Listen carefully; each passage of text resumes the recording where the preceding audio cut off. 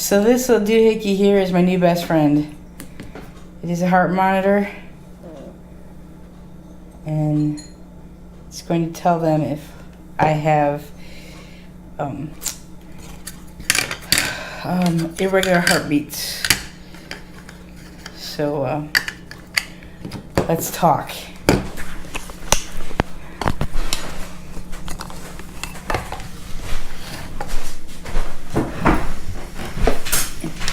Can you see me?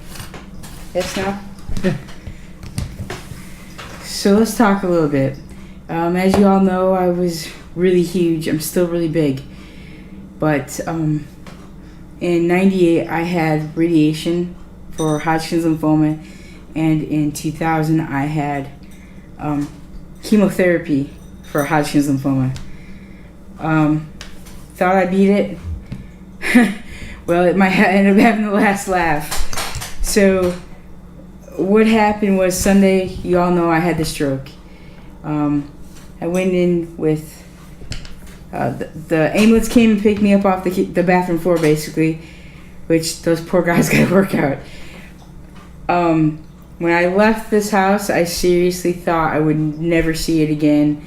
I never thought I'd see my kitties again or my husband. I was really scared. My whole left side was dead. When I left the apartment, they took me downstairs, put me in the ambulance, took me over to Elmer's Hospital, and it started coming back, the feeling and everything. I could move my left side again, and I was talking, but I was still slurring, right? I was still slurring some. It was very, very scary. They gave me a drug called TPA, and it is a clot buster, and they have to administer this drug within 3 hours. So what happened was, when they got me there, they took me to the CT scan and saw the clot right away on my right side of my brain in the CT scan. So then they took me back to the emergency room bay, or whatever the hell that room is, and administered TPA, and then transported me to another hospital in Naperville, Illinois, called Edwards. So there, I was in the ICU for 2 days, I guess it was, 2 days. And then they transferred me down to the floor below that was just general, I guess. General. I want to say Gen Pop, but that's not. It's general. It's, just for everybody. So I spent, how many days there? Tuesday, Wednesday, Thursday, and when I was discharged, I was in there today. Is that right? They did some tests on me. They tried to figure out what caused the clot, because you don't just get clots. I mean, I guess you can, but when they saw the echocardiogram that they took, they were very concerned that I had 2 valves that aren't working right. My mitral valve, I think that's how you say it, and the aortic valve, is that how you say it? I think it's aortic. And both of those valves have issues. They're stiff and they don't move. They don't open and close like they should. So it causes like a backup. Not a backup. Well, yeah, I guess like a backup. It causes a backup in your heart, and when that happens, it can form blood clots, which then get caught in like a sac of your heart, which they said mine is bigger than usual. So they figured that because this sac that I have, that you have in your heart, mine was bigger than usual. They think that this has been going on a while, and this is just like the inevitable evolution, basically, of this dysfunction of my heart. I think I mentioned in a previous video that both sides of my family have terrible heart disease. On my dad's side, we have bicuspid aortic valves, like bicuspid valves, period. My dad died at 53, and my grandfather died at 55. My grandfather actually died at 55 because his aortic went gone because of the backup pressure. That's what happens. It can happen in extreme cases, and evidently his was extreme. So we have that on my dad's side. On my mom's side, riddled with heart disease, really bad. So when I found out, I actually found out a year ago, February, it would be February 2017, that I had dysfunctions of my heart. Like, you know, we didn't know they were that severe, as severe as they obviously are, that would cause this problem. So I knew that I had to make lifestyle changes, and I've made the lifestyle changes because I figured the only way to stop this, to slow it down, stop it, was to lose weight. Of course, that's what I did. And thank God I did, because if I was still 450 plus pounds, things would be very, very different right now. So anyway, they did that echocardiogram, and they saw it, and they told me all that, you know, we think that that's what's going on. We think that's where this blood clot came from, but we're not sure.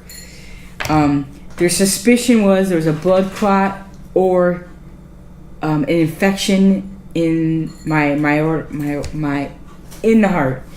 So they did what they call a TEE test, which is when they kind of put you into twilight a little bit, so you're kind of out of it.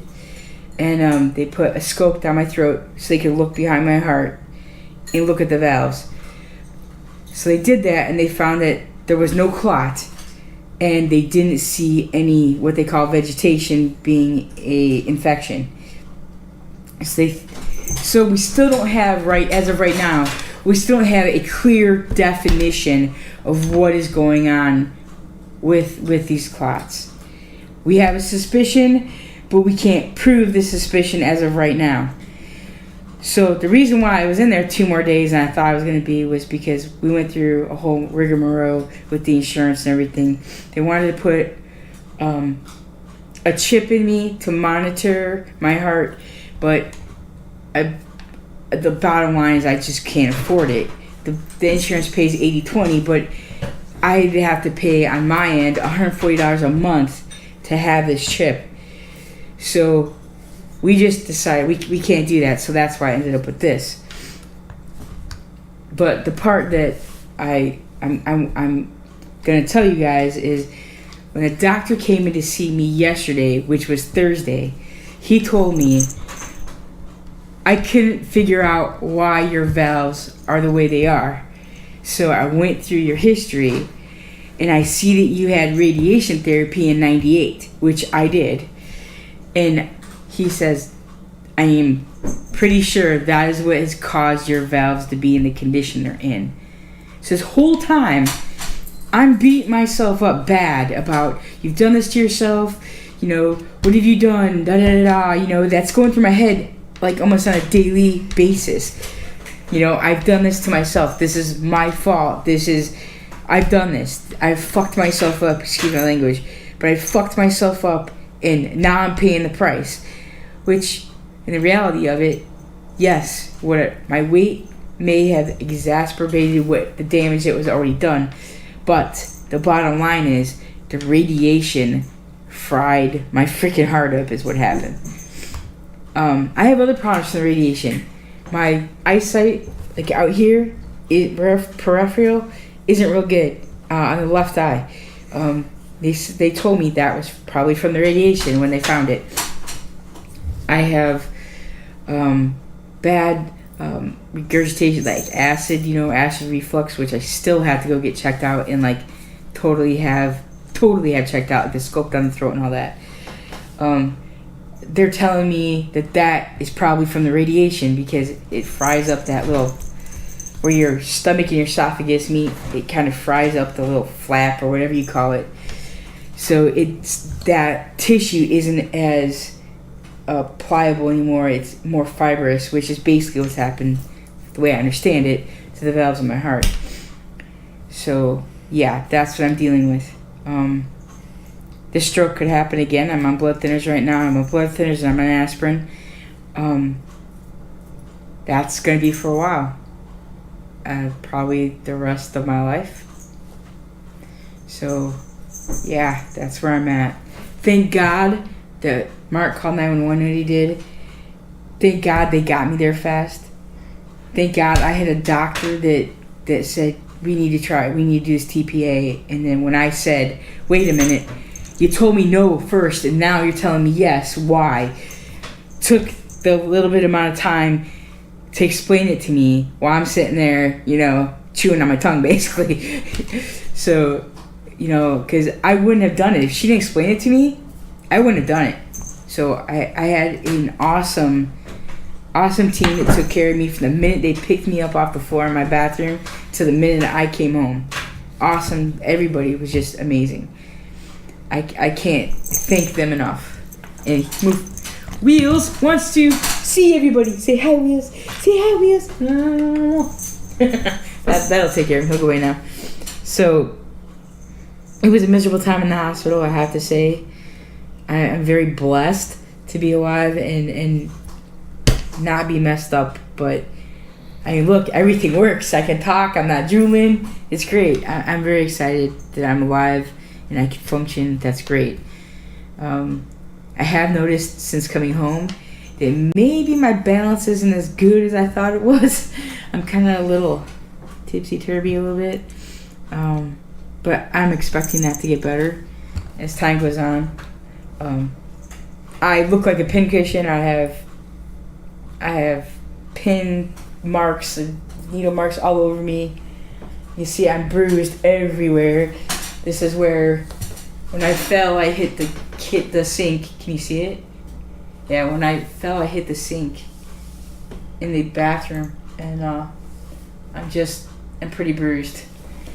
Because I was bruised, and then they give you that TPA, that clot buster, that thins your blood, and you just bruise even more. It just keeps bruising. I'm full, and these are my leads, but those are the ones I'm currently wearing, and you can see all the pink marks all over me. It's from the other ones that they put on me. I'm allergic to the sticky. I itch, but you know what? I'm alive, so it's okay. And this is my new best friend for now. At least 30 days. And then we'll see what they have to tell me. This will prove, this should prove if I have a regular heartbeat like they think I do that's causing these clots.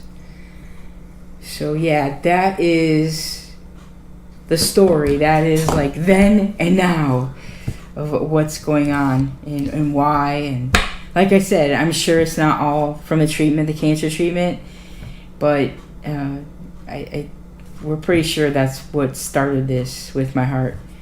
So yeah, now I have to drop 150 pounds as fast as I possibly can, because if this valve goes bad,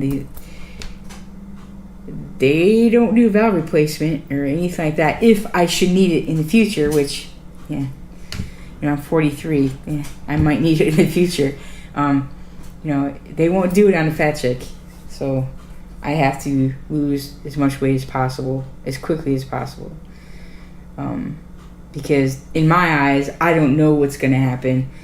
And I see this as like running against the clock, of what in the future. I see this as, how do I know this isn't going to go kaput in a year and a half from now, 2 years from now, 3 years from now? I don't know. I don't know when. It's kind of like sitting on a ticking time bomb and thinking, what can I do to slow this down? What can I do to be ready when it explodes? How fast can I get off this thing? So I just have to keep moving forward, do what I got to do, and remind myself every time a roadblock like this pops up, I am the storm. I can do this. I got this. It's all or nothing, baby. One more thing. I have an amazing family. I had, the day this happened, Sunday, my sister was there, my niece was there, Mark, of course, was there, and Mark's sisters were there. 3 of his sisters showed up in the emergency room. You guys are just amazing. And then when I was there at the hospital, my niece came with her boyfriend. My sister came My sister's boyfriend came. One of Mark's sisters came while I was in the hospital. You guys are amazing, and I couldn't handle all of that without you guys. I love you very much. Thank you.